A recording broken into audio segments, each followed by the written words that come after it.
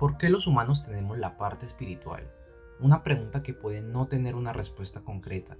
La espiritualidad está definida como la naturaleza y condición de espiritual, según la RAE, que aún con esta definición puede quedar de una manera muy interpretativa.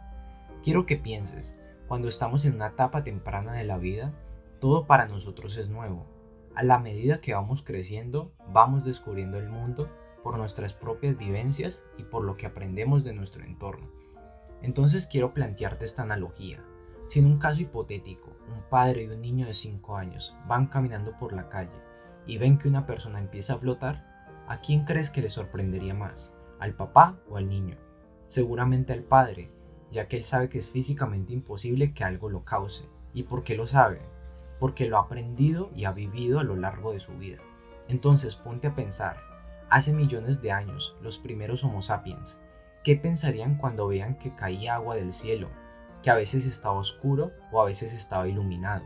A ellos les tocó responder todas estas preguntas sin tener ningún conocimiento del que basarse, y ahí en respuesta de todo entra la espiritualidad.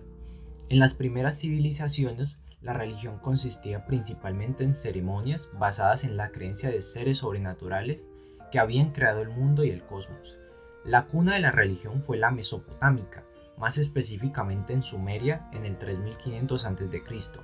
Esta decía: el ser humano fue creado con el propósito de trabajar con los dioses y para los dioses, con un fin beneficioso para ambos.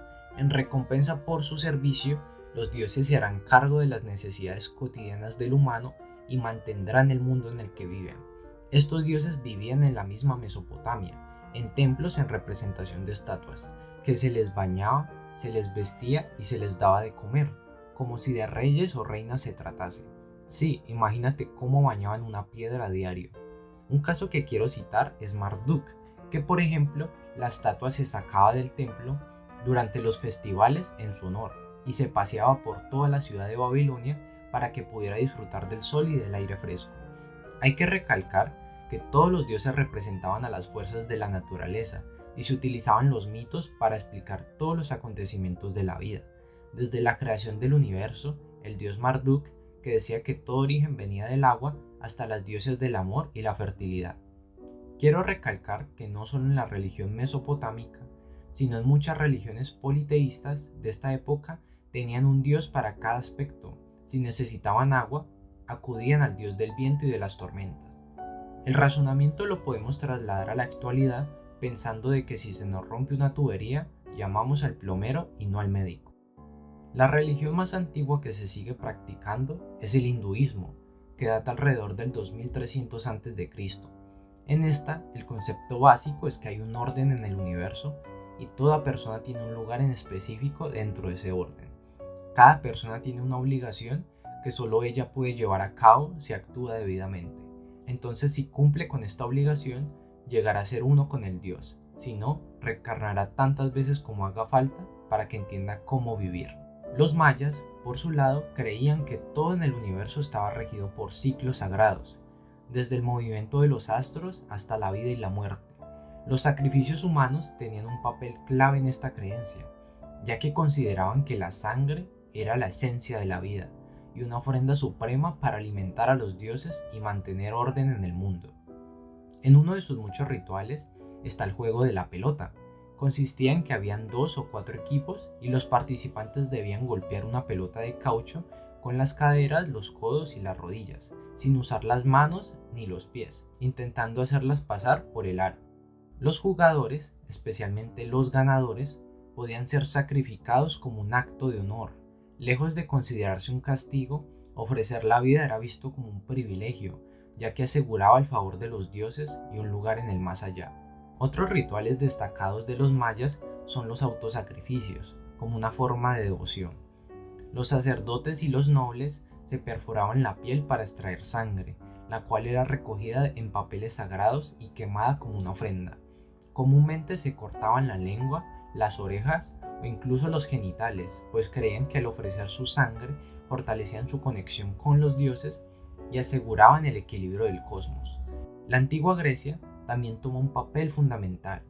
Esta no tenía textos sagrados o una doctrina estricta, lo que permitió que los filósofos cuestionaran y reflexionaran sobre la naturaleza de los dioses y el universo. Filósofos como Sócrates, Platón y Aristóteles influyeron en la forma en que los griegos entendían la moral, la justicia y la existencia. Sócrates, por ejemplo, cuestionó las creencias tradicionales y fue condenado por corromper a la juventud y no creer en los dioses de la ciudad. Platón habló de un mundo de las ideas perfectas más allá de la realidad física, mientras que Aristóteles exploró la lógica y la naturaleza de la existencia. Podría seguir hablando de la historia de las religiones en el mundo, pero de esto no va este video. Todas las civilizaciones, sin importar su época o lugar, han desarrollado algún tipo de creencia espiritual. ¿Es coincidencia que llegáramos a la misma conclusión? No importa si hablamos de los dioses mayas, los dioses griegos o las enseñanzas del budismo. Todas las culturas han sentido la necesidad de creer en algo superior. ¿Por qué vemos patrones tan similares en sociedades que nunca tuvieron contacto entre sí? ¿Por qué desde los albores de la humanidad sentimos la necesidad de explicar el origen de la vida, la muerte y nuestro propósito? Podría ser una manera de buscar respuestas, una forma de darle sentido a nuestra existencia, una manera de enseñar valores o incluso de organizar y controlar la sociedad. A lo largo de la historia, la espiritualidad ha sido utilizada tanto para unir como para dividir. Ha guiado comunidades, pero también ha sido herramienta de poder, estableciendo normas sobre lo que es correcto y lo que no. Durante siglos, la religión dictó quién podía gobernar, quién tenía derechos y quién era visto como pecador. Aunque el mundo ha cambiado, muchas de estas ideas siguen influyendo en nuestras sociedades. Todavía hay debates sobre el papel de la religión en la política, en la educación y en la vida personal. ¿Fue la fe una necesidad espontánea o una herramienta que evolucionó con nosotros? Tal vez nunca sabremos con certeza si la espiritualidad es una verdad universal o simplemente una creación humana para encontrar orden en el caos. Pero lo que sí es innegable es que desde el inicio de la historia hemos sentido la necesidad de creer en algo más grande que nosotros. Entonces te hago la pregunta, ¿por qué los humanos tenemos espiritualidad?